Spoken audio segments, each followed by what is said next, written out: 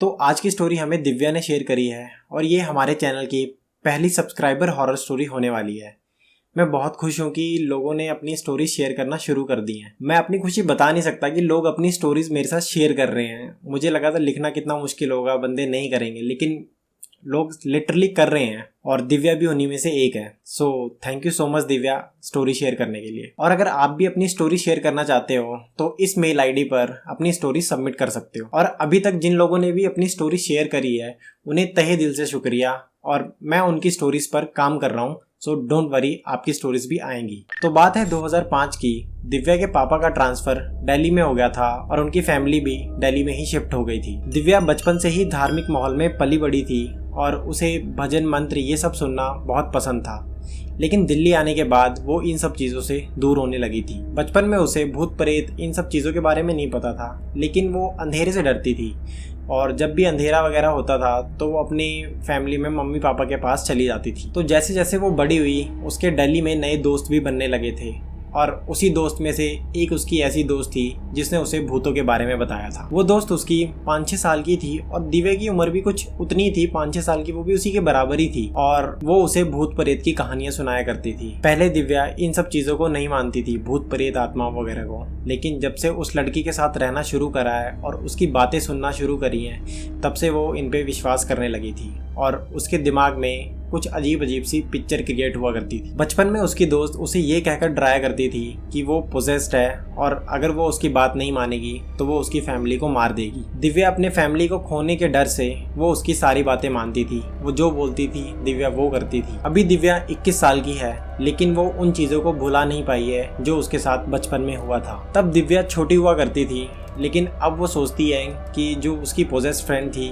वो इतनी पागलों वाली और डरावने बातें कैसे कर लेती थी उतनी उम्र में। लेकिन कुछ सालों बाद उसकी वो पोजेस्ड फ्रेंड वो वहाँ से चली जाती है और 4 साल तक दिव्या ये टॉर्चर कैसे सहती रही वो दिव्या ही जानती है। उस लड़की के जाने के बाद दिव्या इस चीज़ से आज़ाद हो जाती है कि उसकी फैमिली को वो मार देगी। उसके बाद 2017-18 तक सब ठीक चल रहा था, लेकिन उस लड़की ने दिव्या के अंदर कहीं ना कहीं एक डर बिठा दिया था। दिव्या को डॉल्स बहुत पसंद थी और वो बचपन में उनके साथ खेला करती थी और अभी भी खेलती है, लेकिन जब से वो उस लड़की से मिली थी तब से उसके अंदर एक डर बैठ गया है और उसे कभी कभी लगता है कि उसकी डॉल उसे घूर घूर कर देख रही होती है। पहले दिव्या अपने गांव में काफ़ी मज़े करा करती थी, लेकिन जब से उसके साथ ये हादसा हुआ है तब से वो काफ़ी उदास उदास रहने लगी थी। एक दिन वो अपने कज़न के साथ साइकिलिंग कर रही होती है और साइकिलिंग करते करते गलती से कब्रिस्तान पहुंच जाती है। उसका कज़न उसके साथ ही होता है, लेकिन जब वो थोड़ा कब्रिस्तान के अंदर तक जाती है तब वो देखती है कि उसका कज़न उसके साथ है ही नहीं। दिव्या को वहाँ इतना डर नहीं लग रहा होता है, लेकिन काफ़ी अकेलापन सा फील हो रहा होता है। फिर वो कब्रिस्तान के थोड़ा और अंदर जाती है और वहाँ उसे एक नवजात बच्चे की कब्र दिखती है और उसका मन उसे छूने का कर रहा होता है। फिर एकदम से वहाँ पर मौसम खराब हो जाता है और दिव्या वहाँ से जाना ही ठीक समझती है। वो जैसे ही वहाँ से साइकिल चलाकर बाहर जाती है तभी उसे पीछे से कोई धक्का देता है और वो बहुत तेज जाके गटर के ऊपर गिर जाती है। वहीं पास में एक गटर होता है, उसके ऊपर गिर जाती है। वो चिल्लाती है काफ़ी तेज़, लेकिन वहाँ आसपास कोई नहीं होता है। उसे लगता है कि धक्का उसके कज़न ने दिया है, लेकिन जब वो बहुत तेज़ चिल्लाती है तो उसे दिखता है कि उसका कज़न तो काफ़ी आगे खड़ा होता है और वो ये चीज़ देख के काफ़ी डर जाती है। फिर वो किसी तरह अपने कज़न के पास पहुंचती है और कोई खास रिएक्ट नहीं करती और वो घर चली जाती है। दिव्या के गांव में ऐसे बहुत से डरावने इंसिडेंट हुआ करते थे और उनके गांव में एक कुआं है जहां पर लोगों को मारकर फेंक दिया जाता था। अब गांव में कोई बाहर का इंटरफेयर करता नहीं था, तो सारी बातें गांव के अंदर ही रहती थी और उस कुएं में जितनी भी लाशें होती थी उन सब की आत्माओं को मुक्ति नहीं मिलती थी और वो वहीं गांव में भटकती रहती थी। तो ऑब्वियस सी बात है, उन जगहों पर नेगेटिव एनर्जीज बड़ी इजीली फील हो जाती थी और वो नेगेटिव एनर्जीज उन्हीं लोगों की होती थी जिनकी आत्माओं को शांति या मुक्ति नहीं मिली होती थी। दिव्या को कई बार अपने सपने में उसकी डॉल उसे मारने की कोशिश करती है और पहली बार उसे उस टाइम पर स्लीप पैरालिसिस का पता चला था। अब जिसे स्लीप पैरालिसिस नहीं पता उसे मैं बता दूं, इसमें तुम्हें ऐसा फील होता है कि तुम्हारी बॉडी में कोई एंटर करने की कोशिश कर रहा होता है। तुम्हारा माइंड तो चल रहा होता है, लेकिन तुम्हारी बॉडी पर कोई कंट्रोल नहीं होता है। ये सुनकर काफ़ी अजीब लगा होगा, लेकिन ये सच है। ये मेरे साथ भी काफ़ी बार हो चुका है। कॉलेज टाइम पे हुआ था, मैंने कुछ गलतियां करी थी वहाँ पे, इस वजह से। उसके बाद दिव्या को और भी भयानक सपने आने लगे थे। एक बार उसे सपने में दिखता है कि उसकी मम्मी पोजेस्ड हो गई हैं और उसके घर के बाहर किसी की कब्र दिखती है उसे। एक बार उसके घर पर उसकी नानी घूमने के लिए आई होती हैं इससे पहले मैं दिव्या के घर का स्ट्रक्चर बता देता हूँ ताकि तुम्हें थोड़ा समझने में आसानी होगी। उसके घर पर 2 फ्लोर थे और हर फ्लोर पर 2 रूम थे और एंट्रेंस वाला जो दरवाजा था उसी के साथ से सीढ़ियां जाती थी जो फर्स्ट फ्लोर पे और सेकंड फ्लोर पर जाती थी। दिव्या ज्यादातर ग्राउंड फ्लोर पर ही रहती थी क्योंकि उस टाइम उसके बोर्ड्स के पेपर आ रहे थे और वो ज्यादातर अपनी पढ़ाई में इंडल्ज रहती थी। एक दिन दिव्या की नानी उनके घर पर कुछ दिन के लिए घूमने फिरने आई होती हैं और उससे दिव्या का मन भी बहल जाता है और कुछ दिन घूमने फिरने के बाद वो वापस चली जाती हैं। लेकिन उसके कुछ टाइम बाद उनकी कॉलोनी में एक गोलगप्पे वाला आता है और दिव्या बाहर जाती है और गोलगप्पे पैक करा के वापस ले आती है। अब बाहर से जैसे ही रूम के अंदर आते हैं तो थोड़ा अंधेरा सा लगता है, तो वो जैसी स्टेयर्स पे चढ़ने लगती है तभी वो देखती है कि नीचे चेयर पर ग्राउंड फ्लोर पर उसकी नानी बैठी हुई है। अब वो ये भूल चुकी थी कि उसकी नानी वापस घर जा चुकी है और वो नानी को गोलगप्पे भी ऑफर करती है, लेकिन उसकी नानी वो मना कर देती है। फिर दिव्या गोलगप्पे लेकर ऊपर चली जाती है अपनी मम्मी के पास और मम्मी को बोलती हैं कि नानी गोलगप्पे खाने के लिए मना कर रही हैं। उसकी मम्मी ऐसी थोड़ी देर देखती हैं कि नानी थोड़ा ऐसे सोचती हैं कि फिर एकदम से बोलते हैं कि नानी तो घर जा चुकी हैं। अब दिव्या वहाँ पर बहुत डर जाती है और वो बोलती है अगर नानी घर जा चुकी हैं तो वहाँ नीचे मैंने चेयर पर किसको बैठे हुए देखा था। उसी के कुछ टाइम बाद उसे ऐसा लगता है कि उसके रूम पर कोई है और उसे बहुत ही नेगेटिव वाइब्स आने लग जाती हैं अपने रूम से और फिर से उसे वैसे ही सपने आने लगते हैं।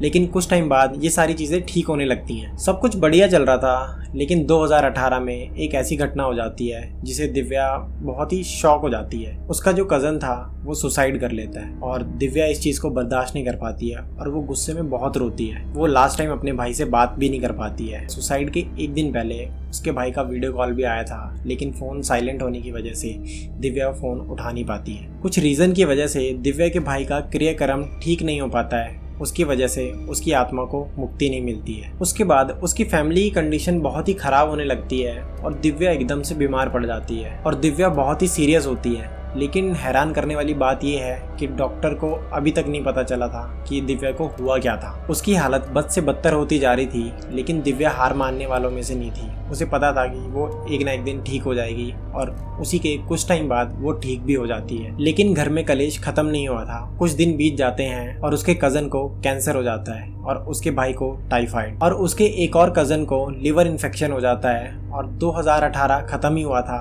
और 2019 में वो अपने फूफा जी को भी खो देती है। घर में इतना सब होने के बाद उन्हें ये फील होने लगा था कि ये सब नॉर्मल नहीं है। फिर वो किसी पंडित को दिखाते हैं और वो पंडित उन्हें बताता है कि तुम्हारे भाई की आत्मा को मुक्ति नहीं मिली है और किसी ने उनको बांध कर रखा है जो उनसे बुरे काम करवा रही है। धीरे धीरे वो घर में पूजा करवाते हैं और सब ठीक होने लगता है। फिर 2020 आ जाता है और कोरोना के बाद उनके घर पर श्राद्ध होता है और दिव्या को उस टाइम पर फील होता है कि उनके घर पर और भी कोई है। रात में उसको ऐसा फील होता था कि उसकी छत पर कोई बहुत तेज जोर जोर से चल रहा है और दिव्या बचपन से ही ये सब चीजें सुनती आई थी, तो वो काफी परेशान हो जाती है और वो इन सब चीजों को इग्नोर करने लग जाती है। अब उनके घर पर श्राद्ध का टाइम चल रहा था और वो अपने फर्स्ट फ्लोर पर सेकंड रूम में लेटी होती है और ऐसी फोन स्क्रॉल कर रही होती है और एकदम से उसका दरवाजा अपने आप खुलने और बंद होने लगता है। अब वो और इन चीजों को देखकर डरना नहीं चाहती थी, तो वो इन सब चीजों को इग्नोर करने लग जाती है और दोबारा बेड पर लेटकर अपना फोन चलाने लग जाती है कि जैसे कुछ हुआ ही ना हो। और धीरे धीरे वो दरवाजा और वो सारी आवाजें बंद हो जाती हैं। 2021 में वो दिल्ली में ही एक अपने फ्रेंड से मिलती है जिसके साथ भी कुछ कॉमन इंसिडेंट हो रखे होते हैं और उनकी दोस्ती हो जाती है। तो वो दोनों अपने पुराने इंसिडेंट दोबारा शेयर करने लग जाते हैं और याद करने लग जाते हैं कि कैसे उनके साथ क्या क्या घटनाएं हुई थी। और दिव्या जब भी इन नेगेटिव चीजों के बारे में सोचती थी